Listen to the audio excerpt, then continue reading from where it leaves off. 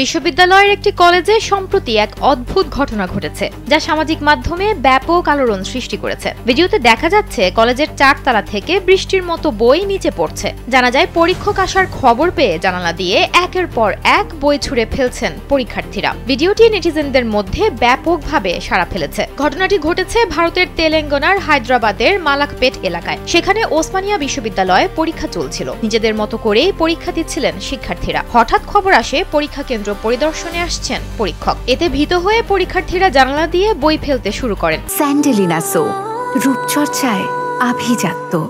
College কর্তৃপক্ষ ও police এই ঘটনার সত্যতা অস্বীকার করেছে। পুলিশ জানায় ওই দিন কোনো পরীক্ষক কলেজ পরিদর্শনে আসেননি। তবে কলেজ কর্তৃপক্ষ জানায় দোতলায় পরীক্ষা দিচ্ছিল ছাত্রছাত্রীরা। এ সময় 4 তলায় থাকা বইয়ের তাক ভেঙে পড়ে এবং সে বই জানালা দিয়ে বাইরে পড়ে যায়। এতে রাস্তার লোকজনের মধ্যে ভুল বোঝাবুঝি তৈরি হয়। কলেজ কর্তৃপক্ষ অভিযোগ করেন, এই ভিডিও ছড়িয়ে ভুয়া খবর রটিয়ে কলেজের সুনাম ক্ষুণ্ণ করার চেষ্টা করা হচ্ছে। তারা সামাজিক মাধ্যমে ছড়ানো এই ভিডিওকে কেন্দ্র করে গুজবে কান না দেওয়ার অনুরোধ করেছেন।